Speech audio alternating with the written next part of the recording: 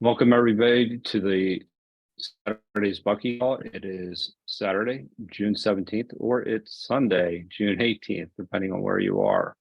Welcome everybody. It's great to see you. I know Edward's autopilot, you don't usually have anything to say, but I want to offer you the opportunity to express how you're doing and what you would like to take away from today. If you have nothing to add, then I'll go to Richard and ask you how you're doing and what would you like to take away from today? Well, I'm doing fine, as I mentioned sort of in the preamble, having been through several sessions starting yesterday in the evening on providing safe space for people to talk about their different experiences with suicide, all the way from a personal experience to having lost somebody, to having been shunned or silenced as a helper kind of person. So the whole theme was on this issue of giving voice without being silenced, and asking people whether or not they've experienced the silencing either through themselves or through the behavior of others. And that also got us into our discussion this afternoon about betrayal and gaslighting and how that sort of impacts the tensile strength, if you want, or the tensegrity of trust. And I actually created a new word to parallel tensegrity, and I was talking about integrity. In other words, the dissolution or the fraying or the fragility of people's tensional strength when you have a betrayer either deliberately or inadvertently behave in a way that destroys the nature of trust. And so I think that's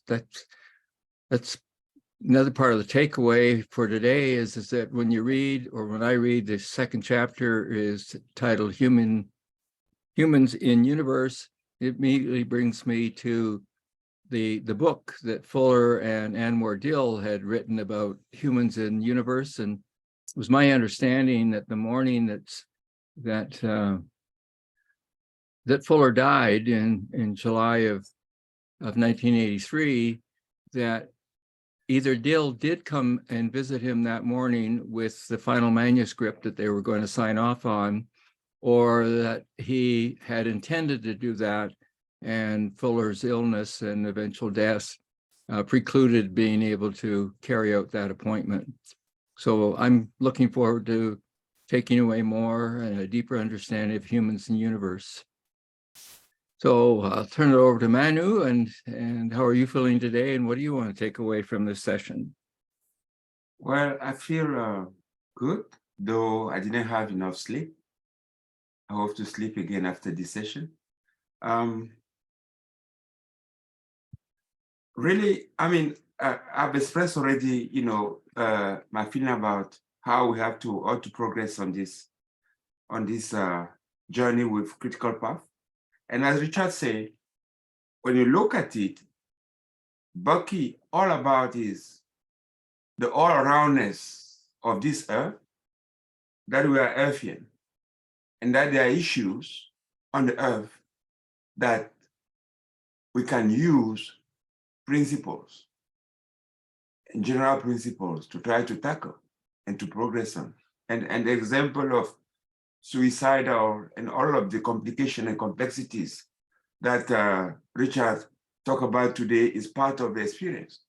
So I look forward to us really anchoring this discussion on that aspect of things, on the socials, on the things that really matter to individuals and to groups and to human beings today. So that's what I expect. And now, Joe, how do you feel? What do you expect? I feel okay. I feel a little tired. I took something to help me sleep, and I'm a little bit more tired than I normally would be. But I appreciate everybody's feedback as far as how to get through the book, and I appreciate your story too, Richard, about gaslighting in particular.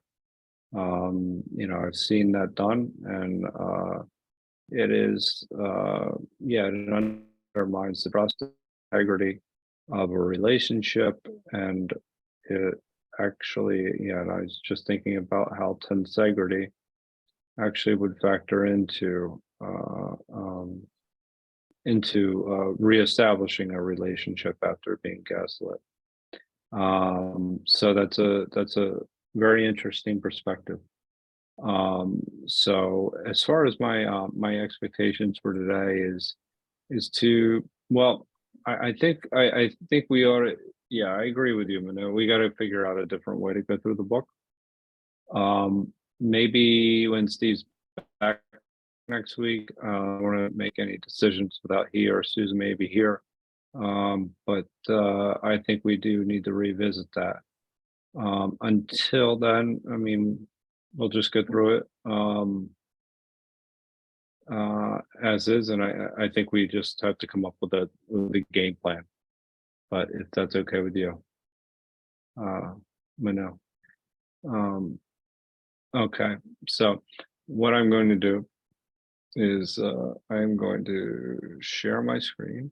Hang on 1 second.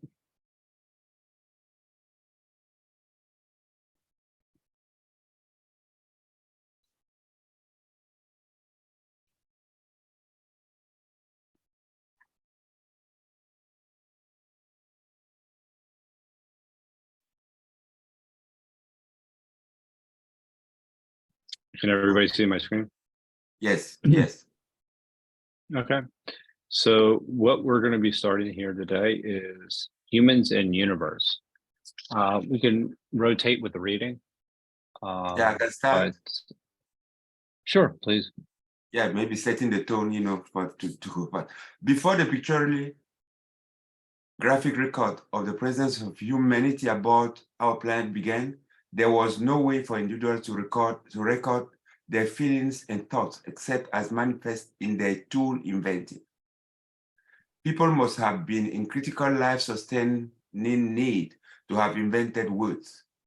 Words are tools, but their sounds could not be made to last under early history's conditions. Individually identifiable humans had no line of communication reaching directly to us today, other than the evidence of humanity's massive group work in carving, shaping, and building with stones, plus the non-identifiable individuals' profuse handicrafting of small artifacts such as pottery, arrowheads, and beads. From the beginning of the pictorially recorded history on walls, vases, jewelry, we gain more and more information regarding general human experiences, capabilities, thoughts, and motivations. For instance, it is evidence that throughout all earlier times until yesterday, the ruling social powers assumed the human masses to be universally ignorant and accredited them with having I'm sorry about that. only muscle and dexterity value. The literacy of the masses was mistakenly interpreted as meaning that the commoner was inherently lacking in intellect. Wow. Just a poor wretch, as the exception that proves the rule, once in a rare while, by comment of some god, the commoner apparently was endowed with creative powers and insights. The ease with which the erroneous assumption could be made that the masses are stupid is manifest when we realize how easily present-day human, conditioned to speak only Americanese, could deceive themselves into mistaking for an inherently illiterate Mongol, an ill-clothed, war-bruised Chinese communist PhD physicist, unable to speak Americanese or the local dialect. During only the last few decades of the 3.5 million years within which humans are now are known to have been living aboard our planet, Earth has the behavioral clues been increasingly sufficient to suggest that all humans, including the assumed to be illiterate and spastics, are born with a comprehensive and superb inventory of subjectively apprehending and synergetically comprehending faculties, as well as objectively articulating capabilities. This has not yet been formally acknowledged to be the case by the present educational establishment's capabilities accrediting boards. Awareness of the foregoing has not as yet dawned amongst the political social pressure groups such as the labor union, veterans organizations, and parent teachers association. Any comments? Yeah, I mean, as far as this is concerned, it's kind of an indictment of our thinking, that certain people at certain points, that were deemed illiterate. I often think of, to be quite honest, when I hear these types of things, I think of the inability to think of the whole, and to only look at the part. And when I say that in terms of many of the intelligence tests early on would test people for intellect based on a very set number of parameters of what they thought the ideal was. And what it excluded in certain cases, and I know this isn't one-to-one with what Bucky was saying, but what it excluded in certain cases were individuals that had a disability like autism or Asperger's disease or something like that. They were deemed to be maybe less than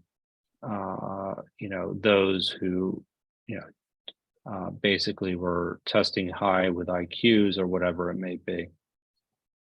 The point is that I'm trying to make more than anything is that we looked at it as understanding and education and intelligence as something like in a very linear and narrow one-dimensional way. And the reason I say that is that's a problem is we know what happens with those types of predictions. It's almost a Malthusian approach to, to learning, as far as its linearity. So anyway, those are just some of my thoughts. Is that when I hear these types of things, when we're talking about language and what people are bringing in, that's something that comes to mind for me. Yeah, I think one of the things too is that it really lays out the groundwork, if you want, for how supremacy found its way into our social and political economic systems. And for me, pictorially, it also is an interesting picture that has all of us familiar with the Egyptian pyramids, which are square-based, half an octahedron, but they're square-based, and there's only one sort of top. And so pictorially, it also reinforces the notion of supremacy, in my mind anyway. And I don't know if there's been any evidence of the crafting of people in those early errors that found any kind of evidence of a triangle-based pyramid, which might have suggested that people had some awareness of the notion of multiple hierarchies and rotating hierarchies, so that it wasn't always one king or one head of household or one whatever as the permanent supreme being. And we can see how it's translated throughout our cultures as we find cultures trying to outmaneuver other cultures under the guise of we're more superior than you, however that gets defined or carried out in a behavioral way. So yeah, it's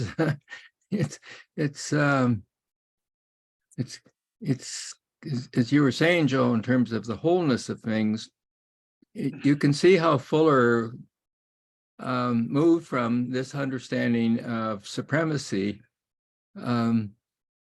to whatever the transition was for him, to say we have to look at the whole with multiple I want to say superiority, but that's not what I mean. But anyway, multiple superiorities or shared superiorities or rotating superiorities, depending on what the issue or the circumstances are.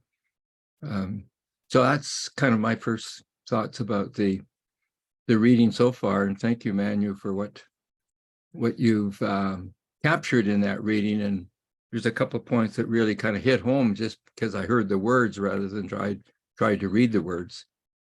Mm-hmm. Yeah, for me as well. So shall we continue? Sure. Would you like to continue, or would you like? I might just finish this page and then somebody else takes. Okay. We may soon discover that all babies are born geniuses and only become the genius by the erosive effect of unthinkingly maintained false assumptions of the grown-ups with their conventional ways of bringing up and educating their young. We now know that schools are the least favorable environment for learning. The home TV is far more effective, but we are allowing the big money-making advertisers to poison the information children assimilate in their 4 to 5 hours a day of spontaneous turning on, looking at, and listening to the TV. It is possible to identify some of the known faculties that we generally assume to be coordinate in those whom society does concede to be adult geniuses.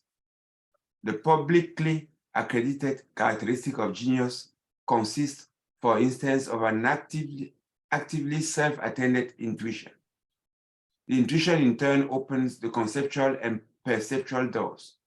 With those doors self-open, the innate faculties frequently combine and employ the individual scientific, artistic, philosophical, and idealistic imaginings in producing physically talented, local, far-sighted, and practical, I guess, articulations. Leonardo da Vinci who fortunately weathered the genius eroding susceptibilities of childhood, manifested and coordinatingly employ all and more of subconceptual faculties and articulative capabilities. Yeah, I mean, I do have some comments about that. I mean, I will just say, I think that the idea of de-geniusing, what it said on the previous page, was actually something to be very interesting. I had actually been in a discussion just last night, and it was about a book called Outwitting the Devil. And the reason the book was actually published, it was written in 1930s. It wasn't published till 20. And the reason for that was because they felt that institutions and organized religions there had been too big of a backlash. So one of the things that was interesting is that was critical of educational institutions insofar as that it actually just taught children facts and not how to think critically. And the reason that's important for this, that's what I think of when I hear degeniused, unthinkingly false assumptions from grown-ups. So the idea that we're actually being not necessarily being taught to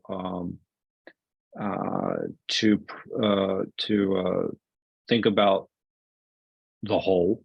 We're being taught just from a narrow perspective, whether that be our parents or the schools, and the implications for that are great.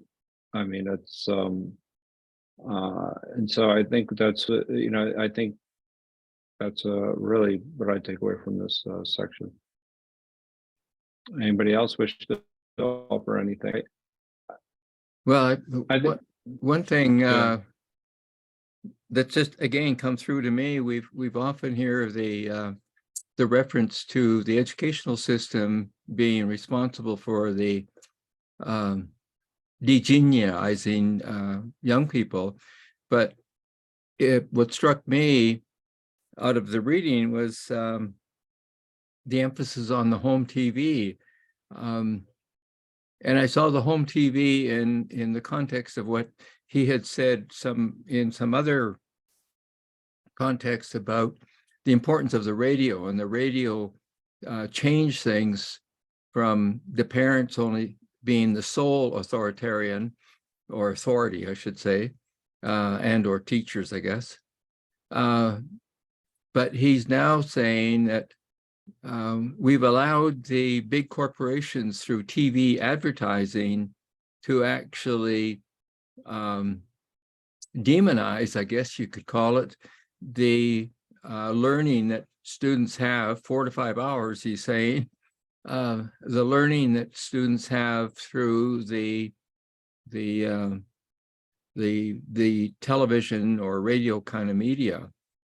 And so it's another example of the those who consider themselves superior taking over the airwaves in this case. And so you have a double jeopardy kind of situation where the schools are not doing what you were saying, Joe, teaching people some things about critical thinking. And then we have the outside world feeding other kinds of, I guess, false information through to our children in the other 4 to 5 hours they spend a day in watching and learning from TV.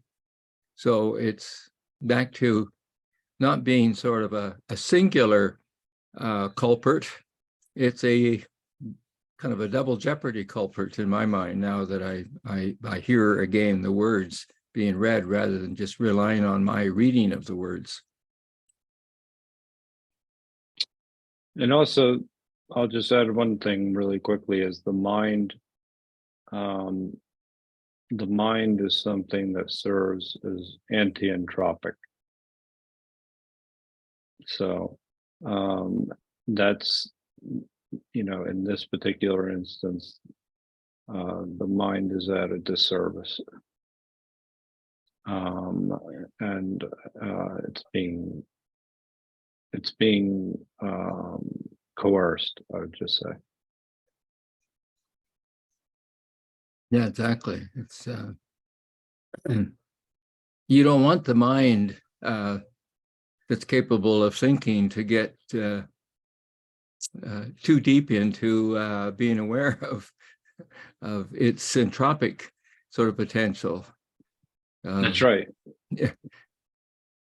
Because it becomes self-regenerating at that point. Yes, which really means those in a hierarchy have to face the fact that no matter how long they're in the superior position, that they have to give up that superiority at some point in time. And whether they do it in a democratic sort of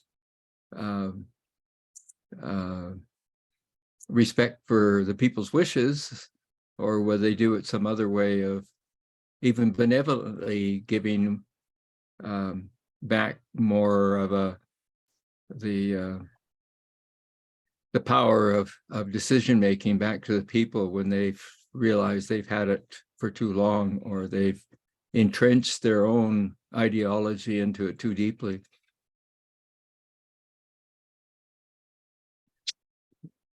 Manu, Yeah. if you have any comments, or I'm if fine not, reading. Yeah. okay. Would you like to read, or I can read? It's up to you. Okay. Should I read or you read? Okay, let me read this paragraph and then we stop. I stop in it. In the graphically recorded history of the last 8 millennia, as well as in the dim twilight of pre-Indo-Chinese, Mesopotamian, Egyptian, and South and Central American graphic documentations of history, there have appeared from time to time individuals who grew to maturity without losing the full inventory of their innate, intuitive, and spontaneously coordinate faculties.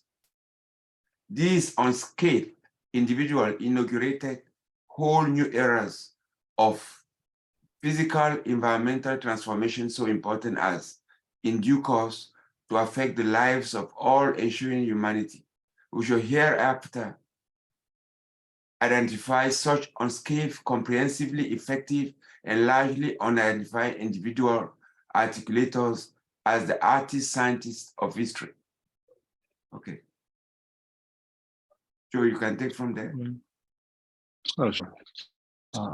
Since the dawn of the most meagerly revealed human history, there have been a number of importantly distinct periods of historical transformation of both the physical and cosmological environments of society. Each of these eras has been opened by the artist-scientist.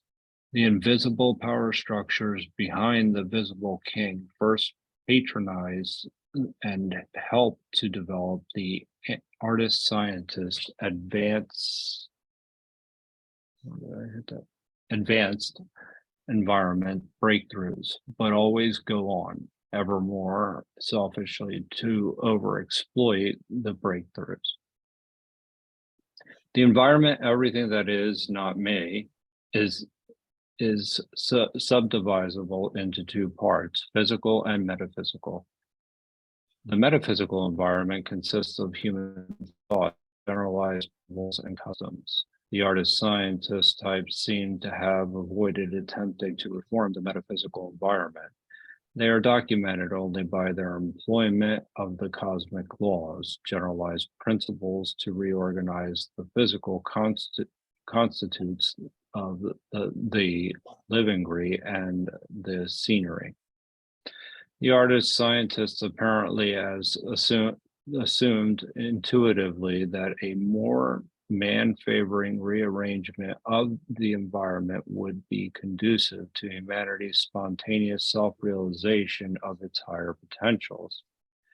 Human travelers coming to a river and finding a bridge across it spontaneously used the bridge instead of hazarding themselves in the torrents. Scientists, artists originally conceived and designed the bridges. The power structure behind the king, seeing great exploitability of the bridge for their own advantaging, accredited the workers and materials to build the bridges. Physiology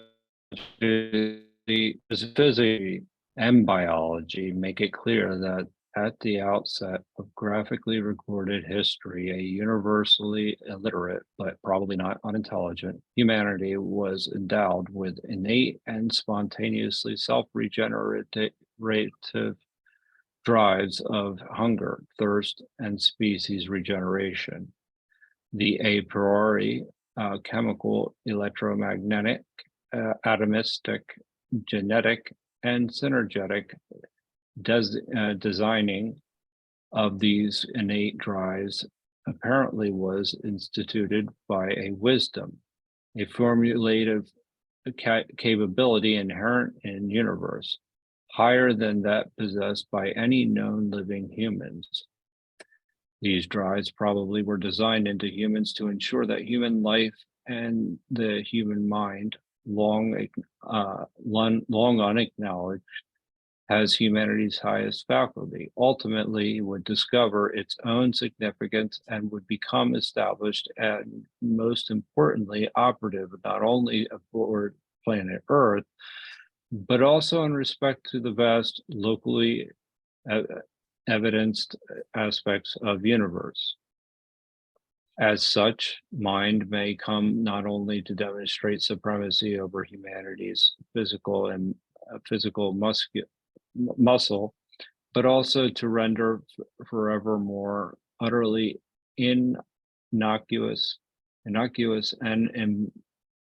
potent the muscle augmented weapons and the latter's ballistic hitting powers.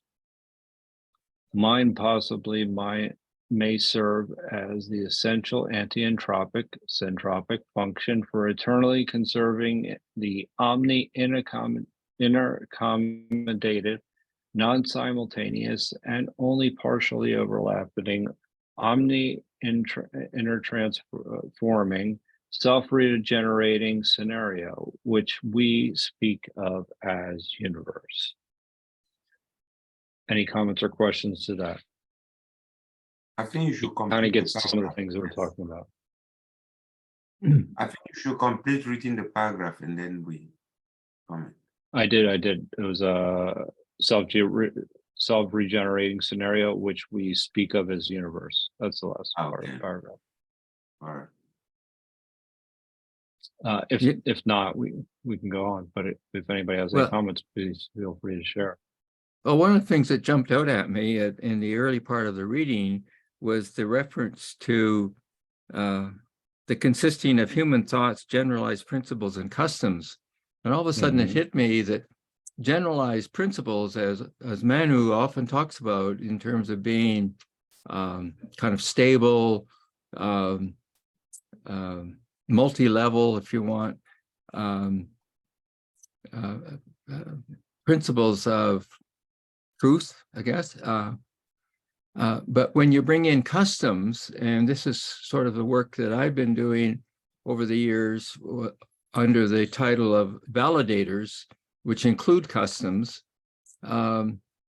we run the risk of customs not always being, if you want, equal to or synonymous with principles. So sometimes what we end up having in different societies and cultures are customs that are imputed to be generalized principles when they might not be. And yet he's talking about them almost as if they're somewhat synonymous. The other thing that struck me too in the reading was the what I think is a common tendency to slip into a default position, having stated something new or different, or a variant. And when I heard the reading that said, as such, the mind may sum not only to demonstrate supremacy over humanity's physical muscle. All of a sudden, I'm realizing, oh, wait a minute, we're trying to, and this is Fuller, trying to elevate the mind into a sense of supremacy over the body, over the physical, which is the antithesis of what he's been arguing in terms of the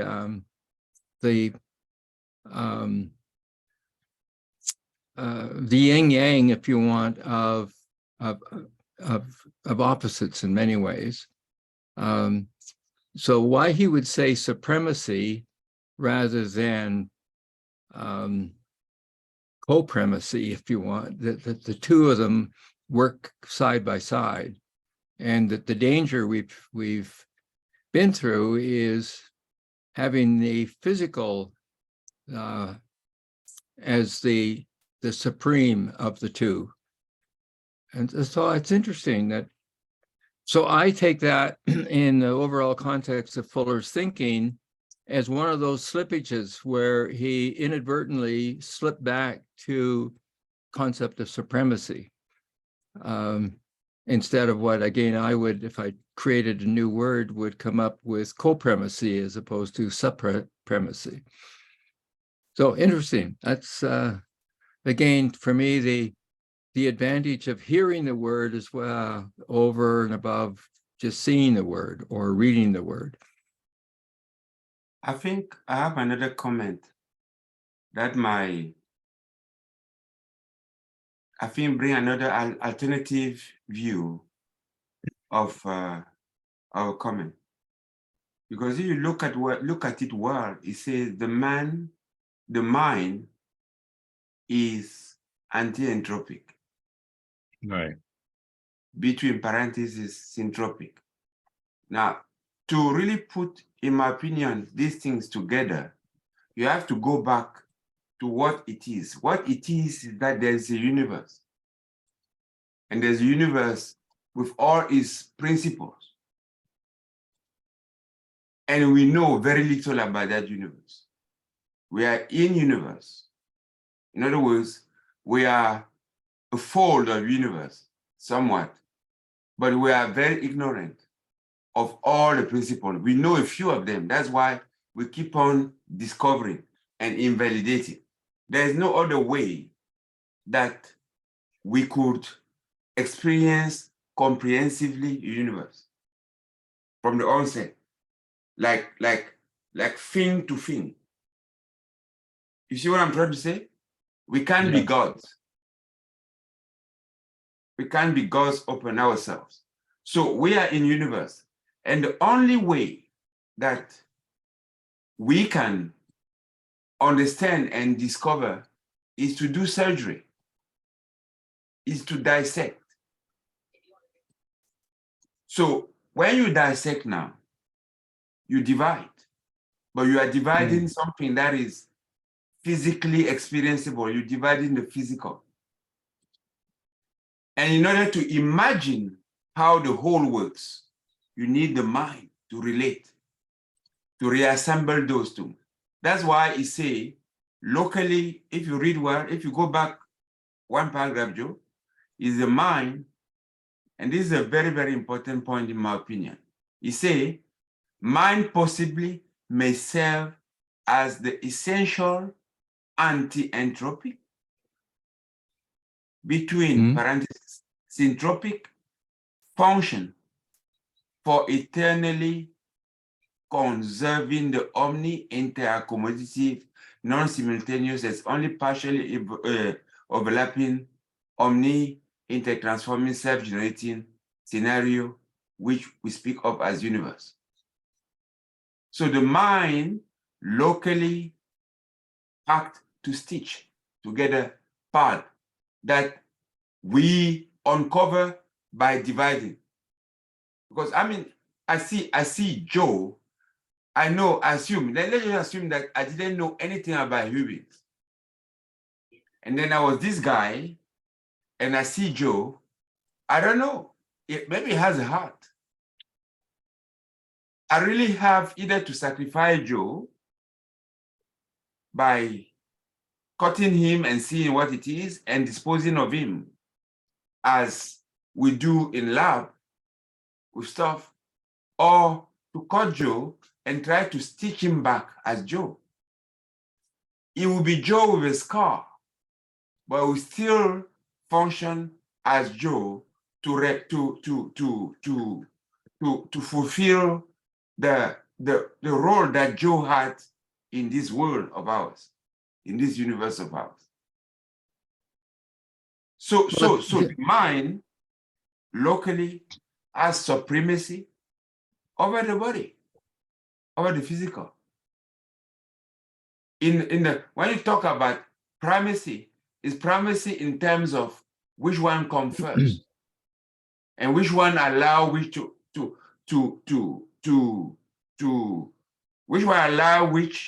start the dancing. Even when you valse, somebody has to start to kick the impulse. Who does the impulse? The initial impulse.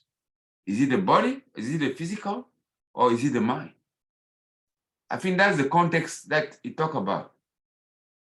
I think it's an important one too. And as you were speaking, one of the things that was coming into my mind is that when you multiply, if you want, by dividing, or you divide in order to have a deeper understanding of the parts, that's important. I think what happens if in that, to me, in that physical sort of dividing and understanding, analyzing, when we then reassemble the parts, there's somewhere in there where there is a gap in many people's reassembling sort of calculations, that once I've added my knowledge of all the parts and put them back together in a holistic sense, I have now understood the whole.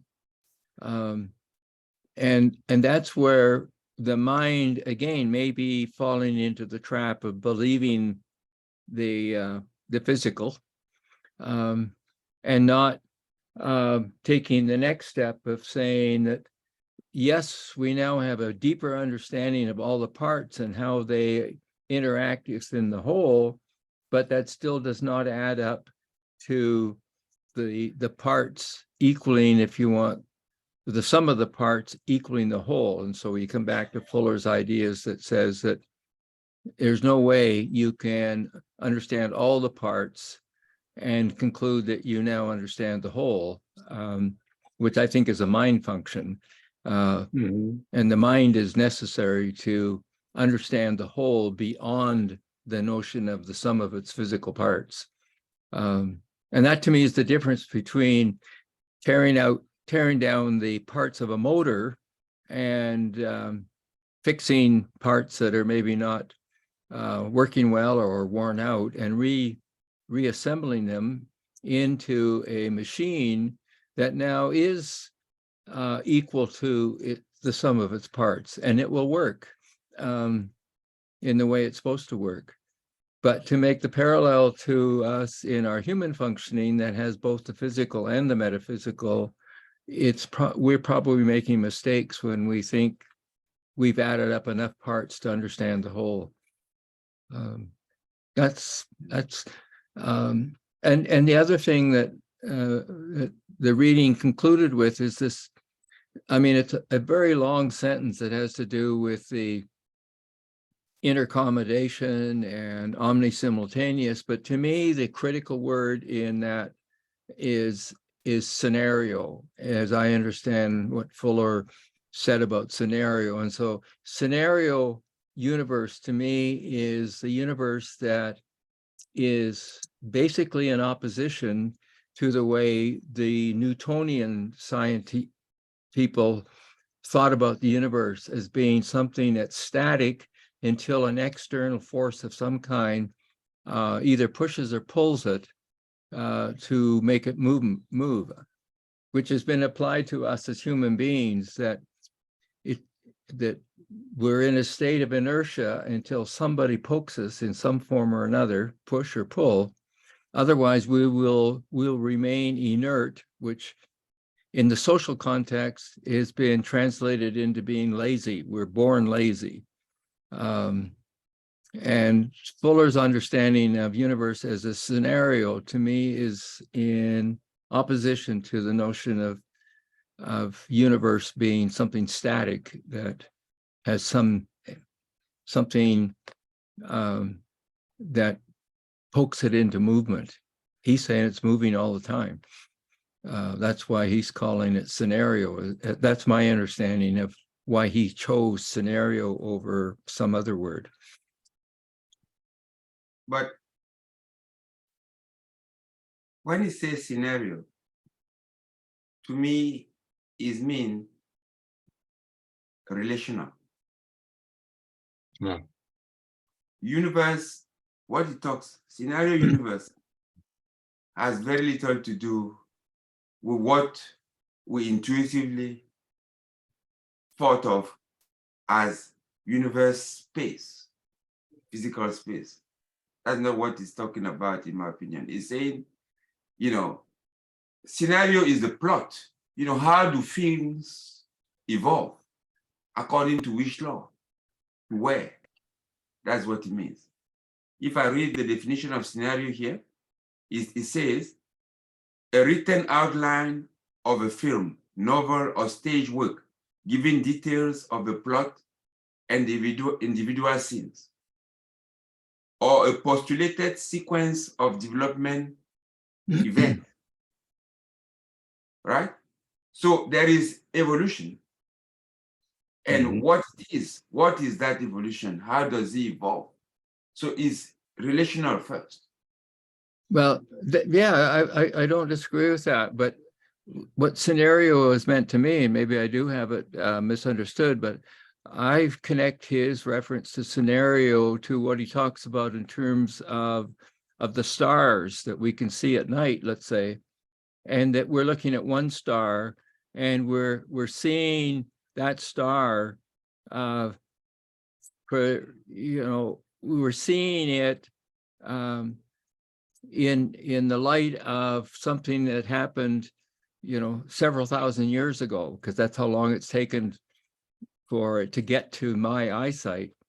And you look at another star and you get a different kind of, if you want, time factor in there. So that was my understanding of scenario, that we're constantly getting information that in some cases is a few minutes old, and in other cases it's a few thousand or millennia, you know, years old, and yet it looks like it's simultaneous in front of us.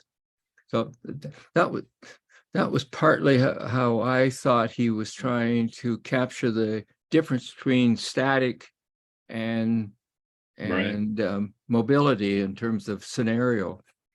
Yeah, but in Fuller's language, there's no static. In actual fact, it defines humans. We are makers of stars. That's how we define. That's another definition that fully referred to many, many times. We're the maker of stars? Yes. Mm. We are makers of stars. You find it in many, many places in the writings. And what's the kind of meaning that's attached to that? That we are the makers of something. No, we are makers. You know, we're participating in making stars. Oh, okay, making. So we are a reflection of the gravitational fields of this universe, right? That has folded into some stuff that has, we have what called, we think that we have an identity that is our consciousness, right? Yeah. But that will reject. We know that we're subject to that. So our living in this form, what are we doing? We know that we are disintegrating daily into something else, and disintegration is stars, isn't it? So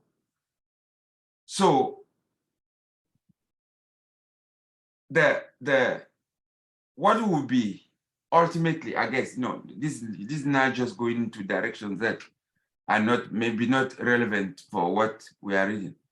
But I think that the main thing is that what we don't know is so big in relationship to what we know. And what we know is usually local. And we know one thing is that if we really want to regenerate, we've got to follow the rules of the bigger environment that we are. And those rules are those principles. So how do we try to do that? That is the quest of Veritas. Yeah, I had, I don't know where it came from, just a little while ago in terms of the discussion of our own individual identities. And so we're getting into this idea, I guess, of tensegrity in terms of two have to come together in order to form the third, in the sense of the birth of a child. And then somehow or another, we got into the discussion, which I think kind of relates to this scenario idea that then you have to go back another generation and figure out, well, how it was it that your parents came together to do something that created you? And then you keep going back, and then you find, well, what about their parents? And so you end up realizing to some extent that the scenario that's me is connected to many things that have happened many years ago, maybe thousands of years ago, that have all passed through the intergenerational sort of patterning to end up me being whoever I am.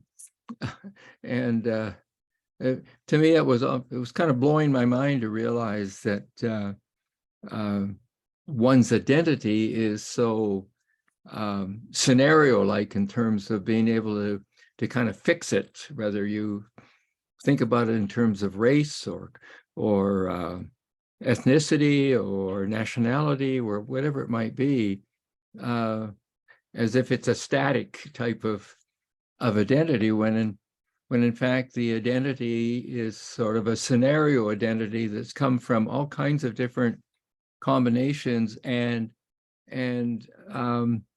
inadvertent bifurcations on the journey, that lots of people started out going in some direction and they got shifted, and then that ended up in a relationship that eventually had something to do with who I am. So it's for me, it helps reaffirm Fuller's idea of scenario universe. And some days I'm looking at the star in my life that happened, I don't know, 10 generations ago, and sometimes I'm looking at it from the star that represents my parents, let's say. But they're all part of that scenario meet. Okay. Okay. Thank you for that, both of you. Shall we continue here? Yep.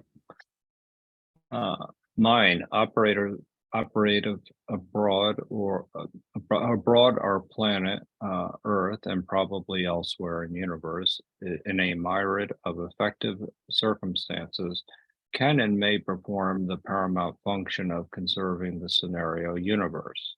If so, it will have to be by apprehending, comprehending, and teleologically employing the metaphysical, weightless, omni-intercooperative, generalized principles of universe in strategically effective degree and within a critical time limit. This can be accomplished in progressively more effective ways. For instance, by Earthians completely fielding all those physical energy increments entropically broadcast by the stars, which happen to impinge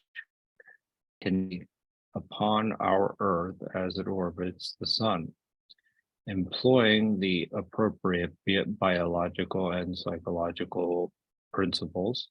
These receipts must be collected, sorted, analyzed, synergetically comprehended, and symmetrically, sorry about that, combined into complex but orderly macro and micro cohering aggregates. Therewith, they must be added into the Earth biosphere resource conserving and story inventory. It is seemingly manifest by the comprehensively considered record that the task of metaphysical intellect is to cooperate with evolution as a major centropic factor by collecting, sorting, and symmetrically combining information into ever more advantageous and orderly patterns, i.e., designs to offset the physical universe macrocosmic proclivities of becoming locally ever more synchronous, asymmetric, diffuse, and multiplyingly expansive. That was a lot. Yeah, I think now if we might make a comment here, that summarized the whole stuff of Bucky. Hmm. He introduced for the first time the word teleological. Yes, purposeful. Okay. Teleological means you start with the end in mind. It's a process by which things that you do are aiming towards something that you define, probably a priori. Let me check again. Joe, can you get up the definition of teleological? Sure. Well, while we're doing that, there's two words that sort of jumped out at me earlier in that paragraph, and it comes back to what Manu was talking about earlier, and I guess and me as well, all of us. But he talked about that these receipts must be collected, sorted, and then he used the word analyzed, and then he used synergetically comprehended. And all of a sudden, that to me puts those two ideas that Manu is talking about together, that we have to do analytical things to understand the parts and kind of how they fit together. But then we have to synergetically comprehend. And that to me is when you get to the point of being able to understand the whole being more than the sum of its parts. Yes. So there's both analytical, which is perhaps what you're saying is locally a local happening, and then there is the synergetically comprehension of what we've analyzed. Yeah. And what I have found is that our educational system stops at the analytical part. And I've said in other circles that to me, the proof of this is that you cannot graduate from a higher education institution without demonstrating to your reviewers, your faculty sort of supervisors, that you have analytical skills. It never says that you have to have those skills as well as having the synergetically comprehensive understanding skills as well. So they miss that other half. And so we keep reinforcing the notion of how one should be educated even today in terms of both the lower and the higher education systems. That's been my experience anyway, or at least my interpretation of what Fuller's getting at around education. Yeah. That's why you can't take, if you are studying mathematics, for example, you have to study analysis.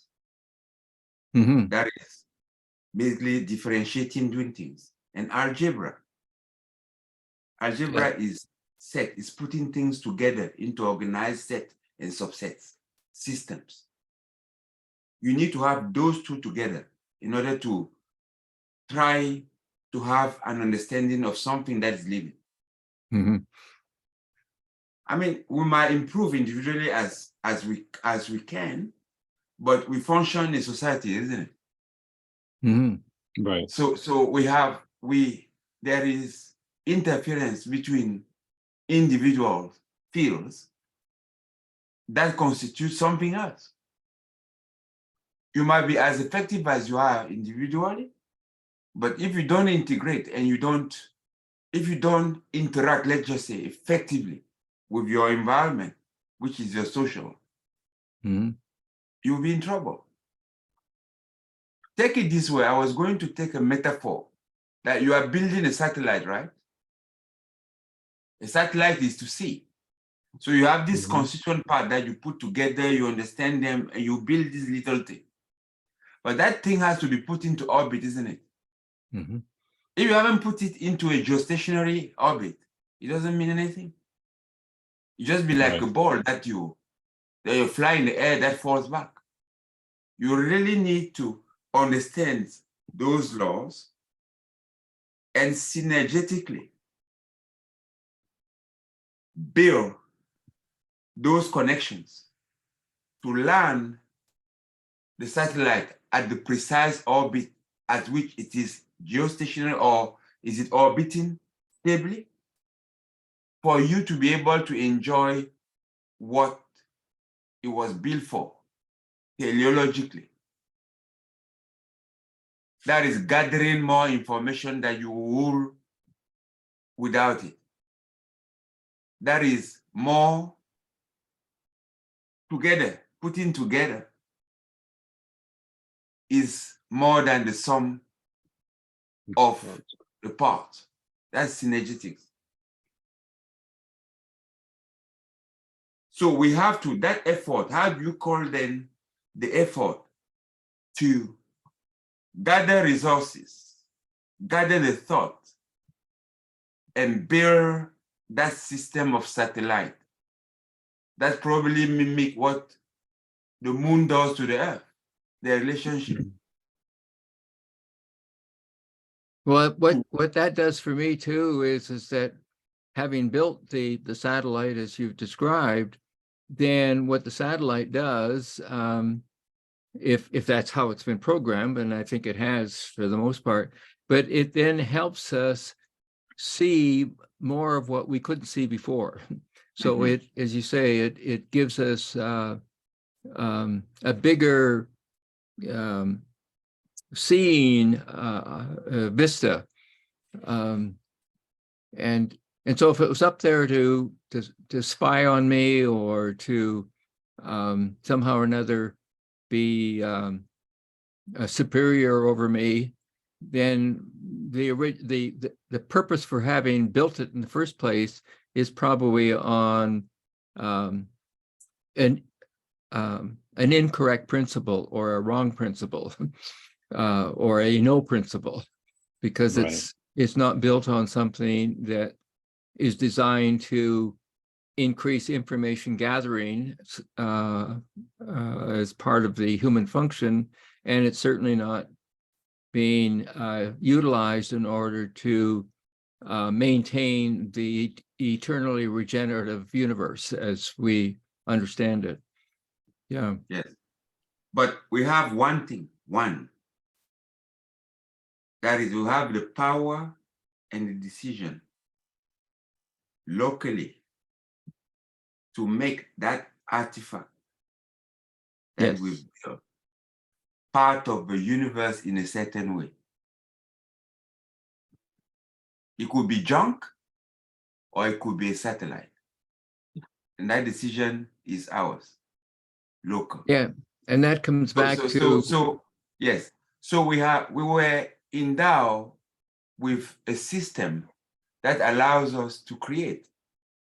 We're given that faculty. And the big question of life has been, what do we do with all the notion of sin and everything that you see in biblical texts or anything else? It comes with what is the responsibility now that we have with that endowed power. yeah, and That's the whole game that we play. but the other thing, as you were saying too, that the building of a satellite is another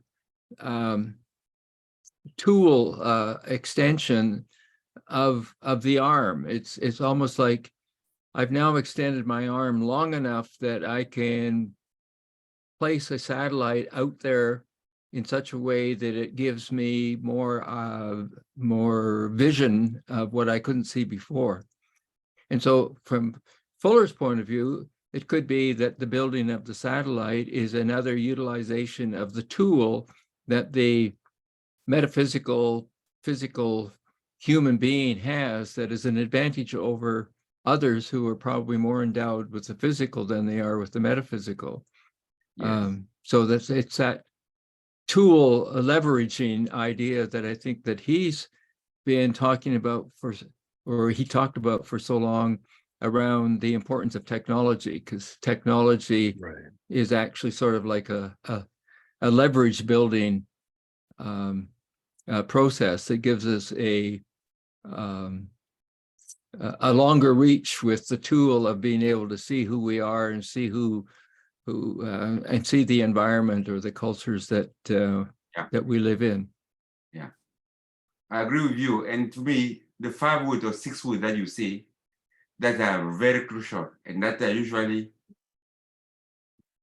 overlooked is you say to put in a way that, right? Mm-hmm.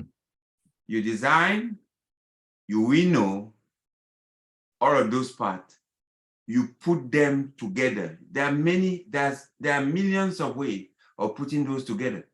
But you say to put them together in a way that extends your observation sensors, for example. That is, you gather more.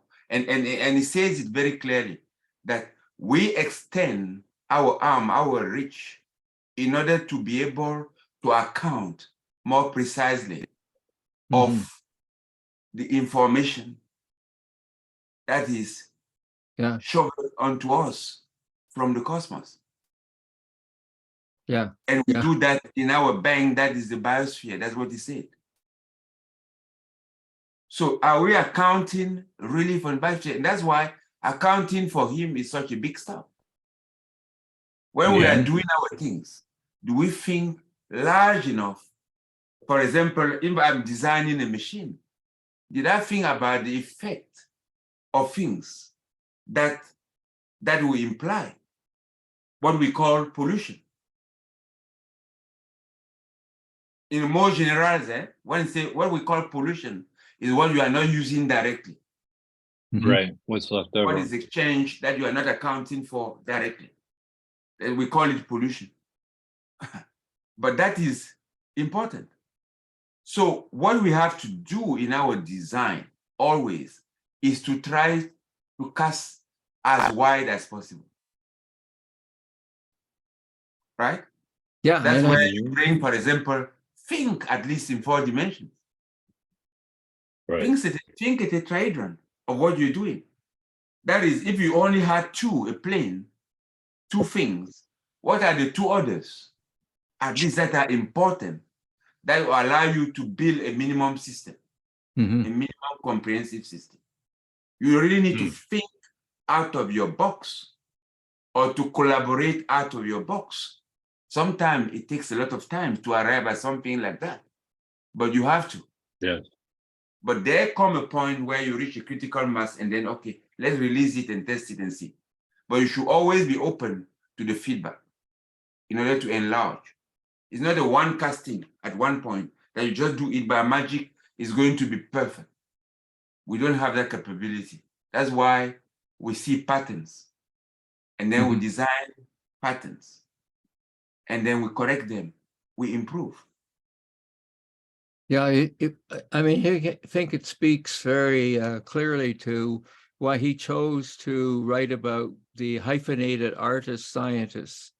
And I remember an experience that I had as I was trying to grapple with my own if you want, expertise, understanding of physics and chemistry and so forth. And I got worried that I was taking information out of a domain that I was not proficient in and trying to make sense of it in another domain, and that I was maybe bastardizing what I was taking from another discipline. So I was in the British Science Museum, this is years ago, and I thought if I wandered into physics or the chemistry department, the walls would speak to me and sort of saying, yes, you're okay, you can keep doing what you're doing, or no, you're way off. And so I went to the physics side and nobody spoke to me. Nothing spoke to me. I went over to the chemistry side and I ended up facing a floor to ceiling model of the double helix, which again, it didn't speak to me either. And then I turned my head and I saw a big column with a big poster on it.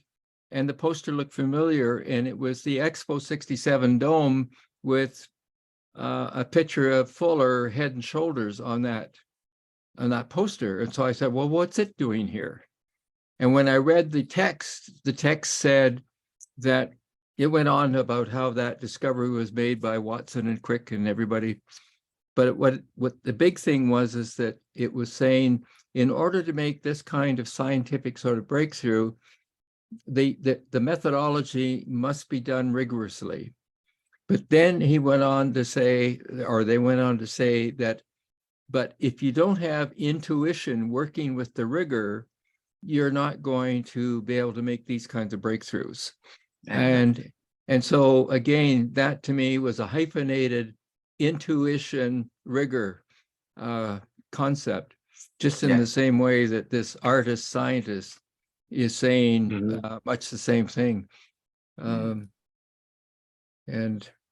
so that's and my profession of social work had been criticized for probably close to 100 years by then of being too intuitive. It wasn't scientific enough. And it was coming across to me in a gaslighting kind of way that I started to doubt myself. I started to doubt who I was and the discipline that I chose to be in. And then what I did was to block off the gaslighting that I was doing on myself, is that I came out of the British Science Museum sort of saying, if the British Science Museum was willing to endorse or embrace the importance of intuition, then I'm not going to find fault in myself or my discipline for having a fair amount of intuitive side to it. Although I do want to build up the rigorous side as well, but not to cast out one in favor of the other. Yeah. We could, I would say, let me just take the risk to saying every theoretical framework, every theoretical thing that comes up is intuitive. You know, Einstein's theory of relativity was intuitive. There are people that came very close to making the jump, but they didn't make the jump. Because, you know, deduction requires regularity, right? So if it's not regular, there's no deduction. So you arrive at the point where there's a major discontinuity to the pattern that you have. Either you believe that there is something else that you don't know, and that you intuit that it is this, and you take the risk, or you stay here and you don't take the risk. The theoretician is the guy who takes the risk, because he goes out publicly and say that I think this, and the risk is the risk of shame. You know, I mean, Richard, you are much more, you know, like familiar to that, you know, that than any of us will be. The reputation in the academics is something that is prized. You know, it is very difficult for an academician, so somebody in the academics or in the research or something to come out with an idea, and that idea proved to be false. People are reluctant to come out with. There's that bias. Yes. So you need some courage. Yes. To be inductive, intuitive, because induction requires intuition. Induction means that you don't have every explanation, but you intuit that the whole is like this, and you put it out there.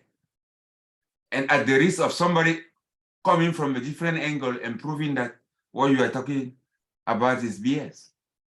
And and that is courageous to do it. It's tuning in. Yeah. I have an emergency, guys. Hang on one second. So to me, Richard, the framework of Bucky always work for me. I mean, I've had the impression I understand it better if I understand the foundational better. And Right. the foundational of Bucky is that universe in a scenario, we are in a universe. And we start with unity is plural at a minimum of 2. So we must sense the order, the orderness.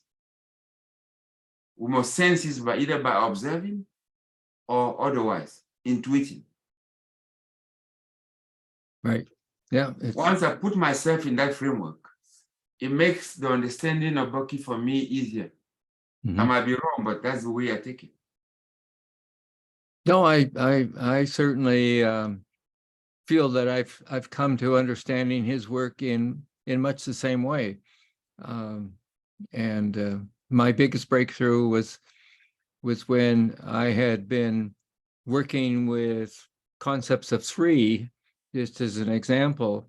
And when I read Fuller and became more familiar with him, he kept telling me through his writing that the minimum whole system structure is 4. And so that put me into a place of saying, well, if he's right, and I've only been working with 3, what is the 4th? And through my own kind of process, because of the nature of my work, I ended up concluding that where you have a person in mind and you have other people connected to them, like family or close friends, and you have a society that has institutions that either try and govern you in a dictatorial way or a democratic way, it doesn't really matter. So those are the 3 key things I've been working with. When I plugged in the 4th and said, what is it? That's when I realized, for me anyway, I discovered it was the validator, which I think is what you refer to so often as principles. And for me, this was principles, principle validators. And then I realized when I look at the 6 interconnections that those principles govern all of the other 3 in some kind of way. Yes. And it can be a compatible governance because we believe in the same principles, or it can be conflictual. And then it affects the other key relationships. And when I did that, all of a sudden, my discipline became far more comprehensive to me, far more understanding, and I had an underlying framework that I could fall back to help others try and understand why I believe what I did and why my discipline, the conceptualization and the discipline unfolds the way that it does. Yeah. And the other exciting thing is that when I came to understand that, then I could apply the framework, let's say, to myself, to my life. And then I could be in conversation with someone like yourself, and you give me an understanding of your life. But because I know that both of us understand Fuller in terms of the basic framework, that doesn't matter who we are and how we're manifested, we both are sitting on the same sort of basic framework. Yeah. And so that makes us in common, and yet we respect the diversity of how we live our lives or how we are identified as being in the human mix of things. Yeah. Yeah. It was interesting that on this, Fuller takes very practical example. he took the Globe, right? And he took the Hilton Hotel, I think at the Hilton at that time. And he put the Hilton Tokyo, how many here? New Delhi, New York, San Francisco. He said they have nothing. They're not parallel. You know, they're rejecting the Hilton brand out. They're not parallel. I think it is on this. I saw it not long ago. Yeah, there is a map in here. Yeah. Yeah.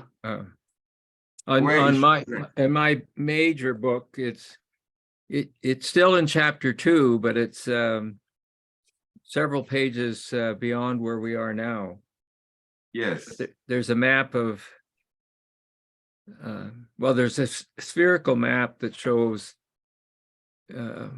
hotels, the Hilton hotels in San Francisco, New York, London, Cairo, New Delhi, and Tokyo. And it's trying to show that they're not parallel to each other. Yeah. They are, you know, like if you run anything perpendicular to the surface, through them, they'll all meet at the center of Earth. Yeah. So they are radiating. You see, the metaphysical now is to understand that they are radiating the Hilton brand. Yeah. For somebody who's in the commercial stuff, they are radiating a brand. You get me? And they're all standing out from the surface of the earth. Yes. Rather than up. Yeah. So that's why you understand better the notion of brand radiating. It is beam from in out. Right? And it will go and will fall. It will follow gravity because you go out and then fall. There is the wavelength. It goes and fall. And now me sitting somewhere, it fall on me gravitationally. And I get it. And I take that information and I use it to make decisions. Maybe I was planning to travel. The Hilton is a good hotel. Somewhere it is. So I booked the Hilton there. So I'm increasing. I'm locally where I am, increasing the reputation of a Hilton. We started just at one place. How did that, you know, you conceptualize it that it's gone global. How did it go global? It follows some principles. And you have to do it. If you want to be, you have to be teleological about branding for it to reach that level. If not, it flops. So, meaning that you need, for example, in those days, that was the concept, you needed to travel to the country where you want the flow to be, interact with people locally, whether government or private, secure premises, brand those premises similar to what you got, put in systems, and build communication channels between those two for the flow to go the way you intended. That is, the travelers having the same experience of your hotel at a different location. That is built. At the University of Cape Town here, they don't say civil engineering department. They say built environment department. And I like that word. It's built environment. So you have architects, you have landscaping, you have civil engineers, you have developers, you have all of these things that are within the same faculty and interacting to build an environment that makes Cape Town what it is, or South Africa what it is. That's interesting, you know, at the University of Calgary years ago, and it's a new university. It only started, it got its autonomy in 1966, so it's a very new university. but they have an architectural school that is not named architecture. They call it environmental design science. Exactly. And it gives them a much different kind of scope in terms of traditional architecture. And it allows them to get into even, landscaping and other kinds of aspects of environmental design. Yeah. Understanding nature, essentially, which is critical to design. Yeah.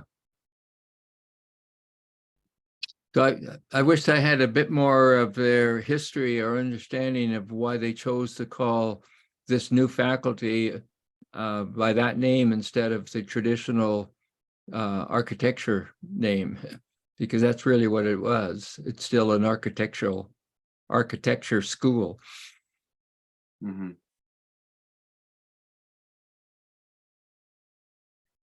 Yeah, it gives bigger scope. Yeah. Shall I read a couple more pages and then we'll Yes. go to round up? I thank you guys for your patience. My mother had, so that was kind of a unfortunate circumstance. But no less important. Yeah, it was important. You know, one thing I just noticed. Hang on. Okay, yeah, all right. I thought I wasn't sharing. I thought I wasn't recording. Okay. Mind operator abroad. Hang on. Why this got in the way? Mind operating abroad our planet Earth and probably elsewhere in the universe is in a myriad of effective circumstances can and may perform paramount function of conserving a function of conserving the scenario universe. If so, it will have to be accomplished by apprehending, comprehending, and teleologically employing the metaphysical weightlessness of cooperative generalized principles of universe in strategically effective degree and within a critical time limit. This can be accomplished in progressively more effective ways. For instance, by Earthians fielding all those physical energy increments entropically broadcast by the stars, which happen to impinge kinetically upon our Earth as it orbits the sun. Employing the appropriate biological and physiological principles, these receipts must be collected, sorted, analyzed. Oh, all right. We've gone through this, haven't we? Yeah. Yeah. But still, it's that's sort of a powerful sentence. There we go. In some ways, we probably can't repeat it out loud enough. Yeah, I was reading this and I was saying to myself, I thought we already read this. I'm trying to think of where we had let off at this point. No, if you wanted to continue, this can be accomplished progressively in effective way. That's where you should have started reading. Okay, thank you. What you read, we had already read. Right? Yes, that's it. Yeah. Okay. This can be accomplished in progressively more effective ways. For instance, by Earthians completely fielding all those physical energy increments entropically broadcast stars, which happen to impinge kinetically upon Earth and as it orbits the sun, employing appropriate biological and physiological principles. These receipts must be collected, stored, analyzed, synergetically comprehended, and symmetrically combined into complex but orderly macro and micro cohering aggregates. Wow. Even that we read it. Yeah, we've read that. Yes. Oh yeah, but it's I remember that. Yeah, I remember the receipt. Yes. Powerful, and that's where I was coming from. The concept of analyzing, the synergetically comprehending. So those are the two things that um, that we've been talking about in past around the notion of local and global or micro and macro. And then he carries on with this, but orderly macro and micro, and then cohering. He brings in that concept of co-creation or the prefix co and how important it is. And then he talks about aggregates. So, if I was in a classroom environment with students, I would want to get them thinking about that sentence 3 or 4 times, maybe in a session or several times over the course of an actual seminar, and keep getting them to dig into what is this really saying in terms of our understanding who we are and why we are humans in universe. Yeah. Yeah. Another piece of information that is very important, in my opinion, here is where you say, in strategically effective degree and within a critical time limit. Mm-hmm. So there is emergency in what you can do.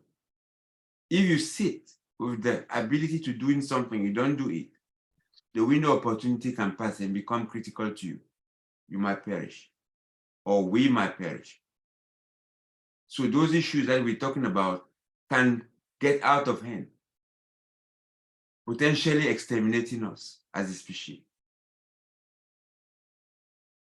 So everything here, this design, there is evolution that evolved to a certain point that present us with a window of opportunity of action. And that's why I say the individual is in final examination. What are we really doing with what we know?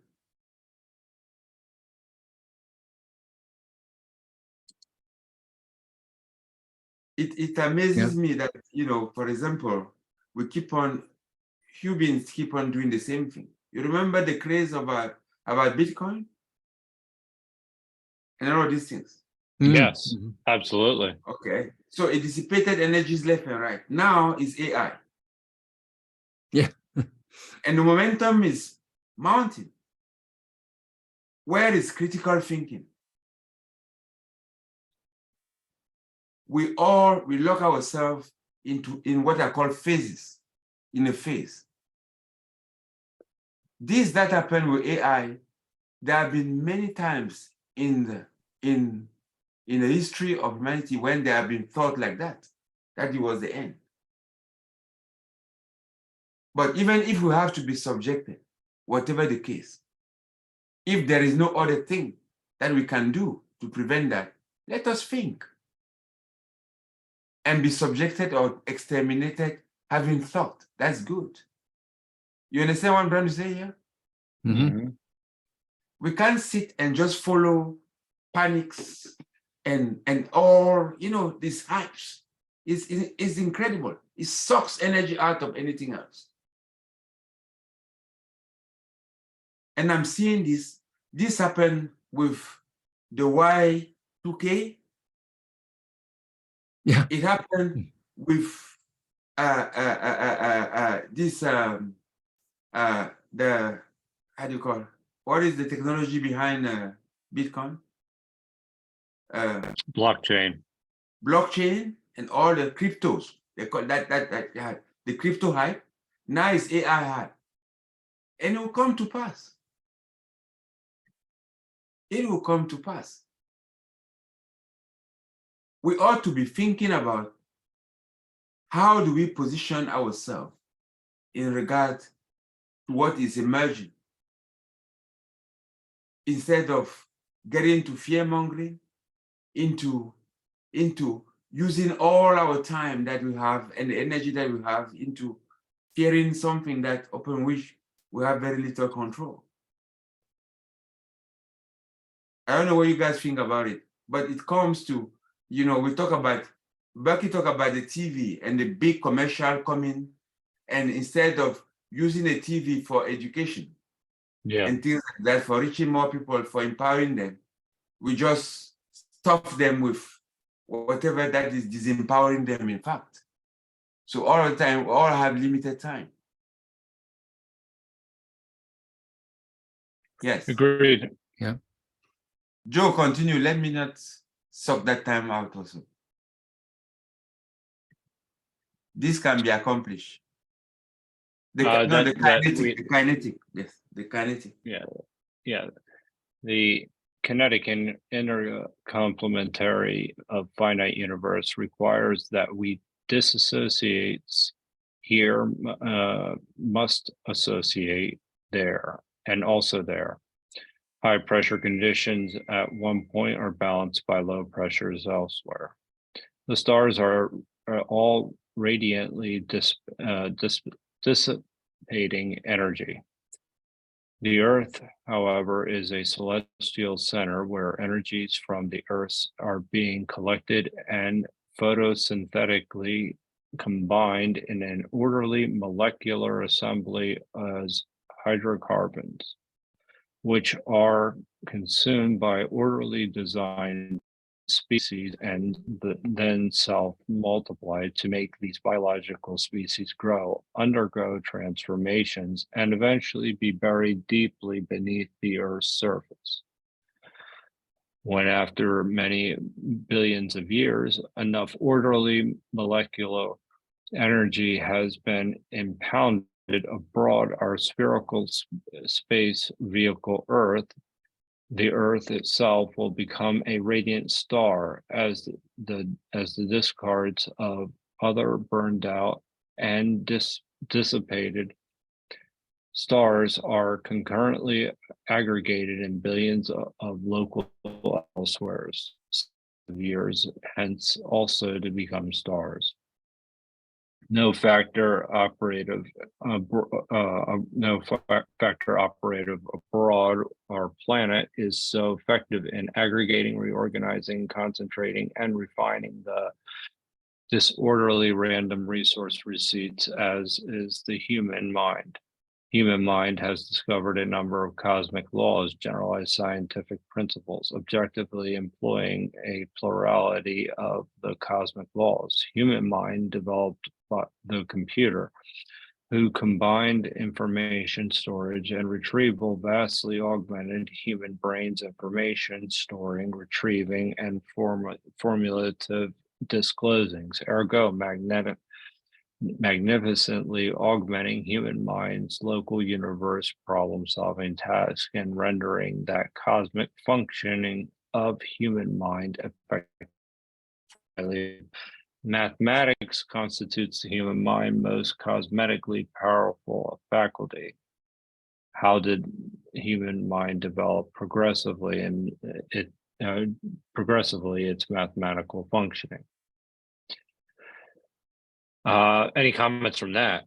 I mean, we've heard that kind of in the past from Bucky himself, but I think it says on what we have to do, what we are doing now, and for what purpose. He's saying technologically, we are aggregators at the local levels, and then we have a limited time to live, whereas we augment, we multiply, and then we are buried within the earth because we use energy from the sun photosynthetically and then recycle to us human, and we use it to fix carbon, we fix oxygen, and all of these things. And then that is going to be buried. And that ultimately, this spaceship Earth will start dissipating itself.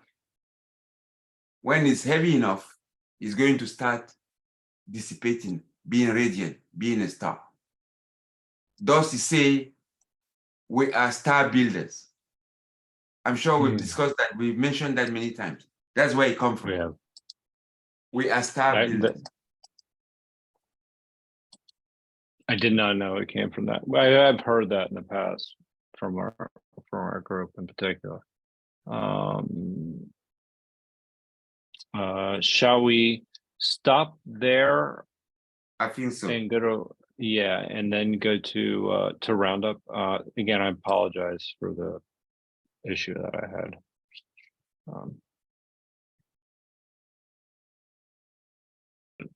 So, Richard, how are you feeling? What did you take away from today? And thank you for coming there this evening.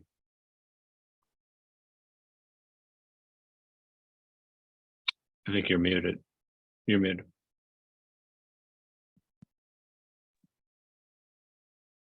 I'm I'm feeling energized. That what was really kind of exciting for me in today's session was the spirit of dialogue, the exploration between us in terms of what we read, what we heard, what we reread, and I really felt that the dialogue was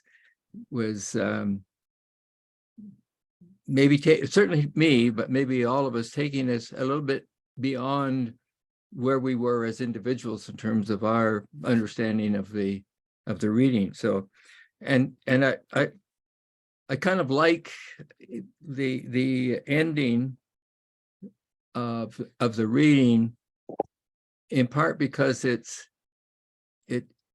incomplete, and so it allows you to have some anticipation of the next time we get together. But the incompleteness for me was that saying that understanding the universe's problem-solving task, or the human mind's problem-solving task, and rendering the cosmic functioning of human mind highly effective. And what it didn't finish saying, which he has said elsewhere, and for what purpose? And then you bring in for maintaining eternally regenerative universe. And so I look forward to adding that component onto our understanding of why we as humans are in universe. So thank you, everyone. That's and over to you, Manu, in terms of how you are now at the end of this session, and your takeaway. Yes, like you, Richard, I really feel energized. I started a little bit sluggishly, I was just emerging from sleeping, but and I was queasy about, are we going to spend time just reading? But I realize now that, I might be wrong, but really every paragraph of this book, basically, and with openness of people to cooperate, as you say, opens doors. And the natural fact, it allows us to come out of it having grown, right? In many dimensions. And that's what it is. So we are discovering how to be again generalists, people who are able to step in different directions. At least if they can understand what the other guy is saying. Yeah. And it's very important. If you want to be stitches of the universe, as you say, we can't do it without cooperation. And we can't do it without cooperation that is synergistic. Because if we cooperate in a dissociative way, it murders the purpose of that cooperation. We should cooperate in the most basic expressions of our own theme, but contributing towards building that net that allows us to thrive. That's what I take from here. And that's what really keep me every week. I try not to miss any session, because there's never a little thing that you take. You might start a little bit kind of way, but always, most of the time, you end up energized. And that's the way I feel. And I feel grateful for that. So Joe, how do you feel? What do you take away? I feel lucky, and I apologize that I have a little bit going on here. So, but I enjoyed the conversation. Listening.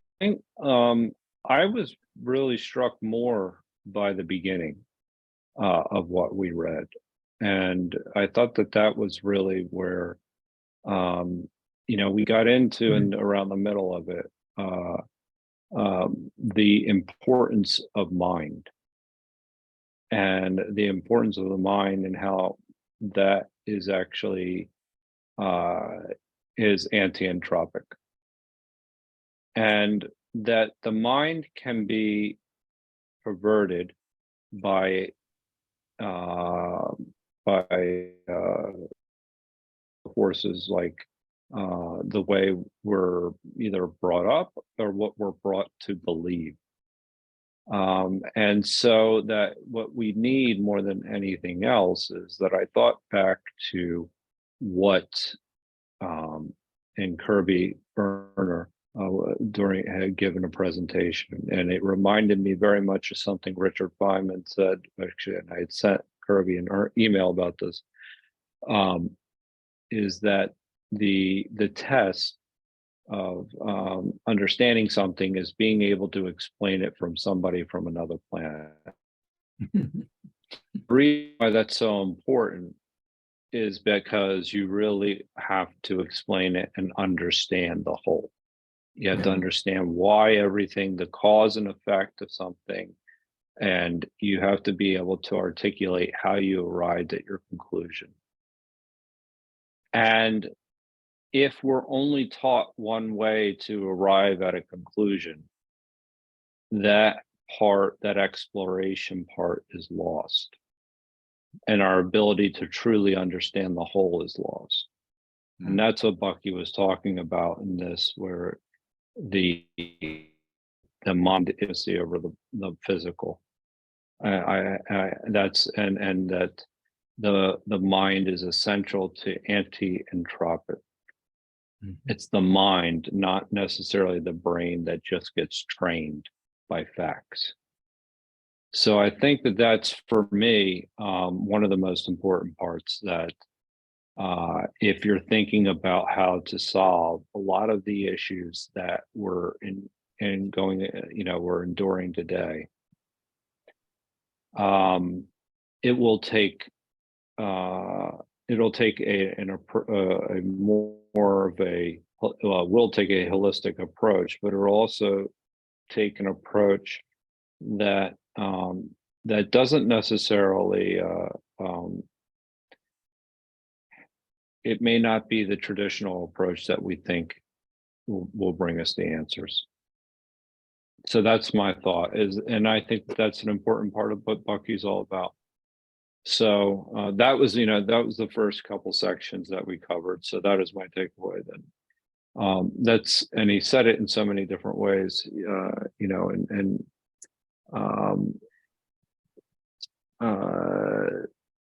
he talked about the innate drives, the hunger, the thirst, the reproduction designed through advanced chemical, electromagnetic, atomistic, genetic, and synergistic processes, suggesting the inherent wisdom in the universe beyond human understanding. There you go. I think that's actually my takeaway from that.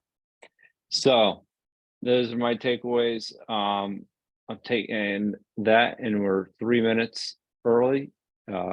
So I can't thank you both enough for joining this evening. I was listening, so maybe I could have engaged a little more, but it was a treat to listen to both of you, as always. So thank you. Thank you. Have a great weekend, and I'll talk to you soon. Yeah. Love you Yes. guys. Love you Bye. guys.